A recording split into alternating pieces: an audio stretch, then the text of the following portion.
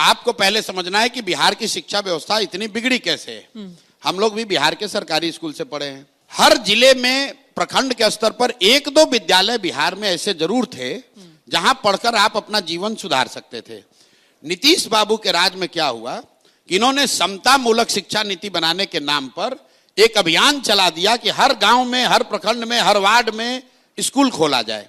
बहुत बड़े पैमाने पर पैसा भी खर्च किया गया है, स्कूल बनाए भी गए हैं, लेकिन चूंकि रिसोर्स उतना था नहीं तो they have spread themselves too thin. नतीजा ये हुआ कि जहां स्कूल का बिल्डिंग है वहां शिक्षक नहीं है, जहां शिक्षक है वहां स्कूल का बिल्डिंग नहीं है, जहां दोनों है वहां बच्चे नहीं है, जहां तीनों है वहां पढ़ाई नहीं है। तो इसको हम लोग रिवर्स कर रहे हैं और जो दुनिया भर में इसके एग्जाम्पल हैं, दुनिया के बहुत बड़े देशों में आप स्कैंडिनेवियन कंट्री का एग्जाम्पल उठाकर देख लीजिए, what they have suggested and what they have proven कि rather than taking good school to every village, build good schools and take the children to the good school. लोग यहाँ कहते हैं कि भैया स्कूल में खिचड़ी बट रहा है इसलिए व्यवस्था खराब है। आपको भी लोगों ने कहा होगा। मेरा उनसे सीधा सवाल है कि भाई 6वीं क्लास के ऊपर के स्कूलों में तो खिचड़ी नहीं बट रहा है, वहां पढ़ाई क्यों नहीं हो रहा है?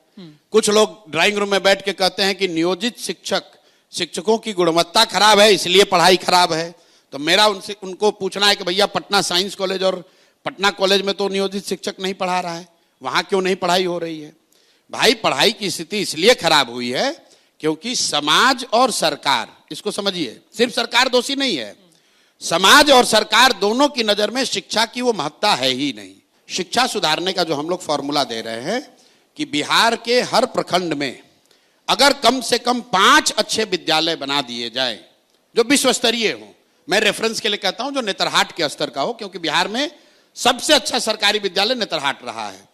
तो मैं ये कहता हूं कि अगर प्रखंड के स्तर पर 5 अच्छे विद्यालय बना दिए जाएं और बच्चों को स्कूल की बस की सुविधा दे दी जाए तो कोई ऐसा बच्चा नहीं है जो 20 मिनट में उस स्कूल तक ना पहुंच सके।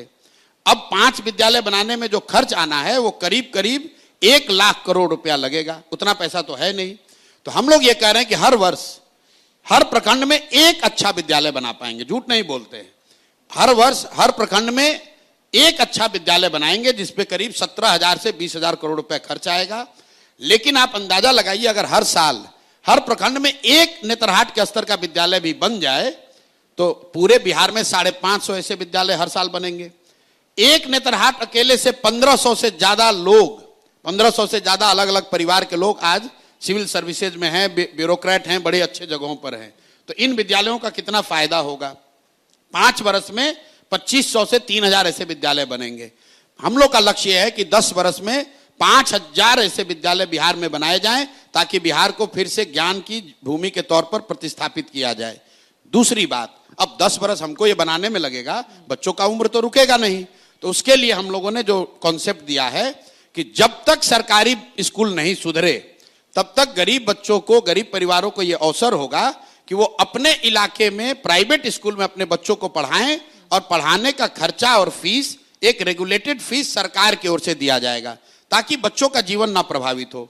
अब इस पर 2 काउंटर है लोगों का। लोग कहते हैं भैया आप तो प्राइवेट कीजिएगा तो सब प्राइवेटे में चला जाएगा। कोई नहीं जाएगा। दुनिया भर में ये एग्जाम्पल है। अमेरिका में देख लीजिए, वहां बच्चे जब पैदा होते हैं आपको सुविधा दी जाती है कि आप प्राइवेट में पढ़िएगा कि पब्लिक में पढ़िएगा। अगर पटना में यहां लोग बैठे हैं, पूछिएगा कि आपका बच्चा साइंस कॉलेज में पढ़ेगा कि एमएटी में पढ़ेगा। एमएटी में पढ़ेगा तो सरकार फीस देगी, साइंस कॉलेज में पढ़िएगा तो फीस नहीं देगी सरकार। हर आदमी कहेगा नहीं हमारा बच्चा साइंस कॉलेज में पढ़ना चाहिए। अगर आपसे कोई कह दे कि पटना मेडिकल कॉलेज से मेडिकल करोगे कि रमैया से करोगे, रमैया से करोगे तो फीस सरकार भरेगी। लोग कहेंगे ना भाई हमको रमैया से फीस नहीं चाहिए, हमको पटना मेडिकल कॉलेज में पढ़ाओ। 1 मिनट में कंप्लीट कर रहा हूं। तो हम लोग ये कह रहे हैं कि ये बच्चों को अगर सुविधा दे दी जाए गार्जियंस को तो वो करीब 1/3 बच्चे प्राइवेट स्कूल में टेम्पररी बेसिस पे शिफ्ट होंगे और तब तक हम लोग सरकारी व्यवस्था को अगले 5 से 10 साल में क्रमशः सुधारते जाएंगे। एक अंतिम बात जो लोगों की समझ में नहीं आती है, लोगों को यह लगता है कि सरकारी विद्यालय फ्री है। एक मैं आंकड़ा दे रहा हूं, दिन में कोई आपको देगा नहीं। बिहार में प्राइमरी स्कूल में पढ़ने वाले बच्चों पर औसतन सरकार 864 रुपया खर्च करती है, 864 रुपीज। और औसतन फीस अगर आप यहां पर गांव देहात में देखिएगा तो सरकारी विद्यालयों के मुकाबले प्राइवेट स्कूल में फीस 400 से 600 रुपए है। तो बिल्कुल आधे खर्च पर सरकार बहुत बड़े पैमाने पर लोगों को प्राइवेट स्कूल में पढ़ने की सुविधा दे सकती है, तब तक के लिए जब तक कि हम लोग सरकारी व्यवस्था को न सुधारें।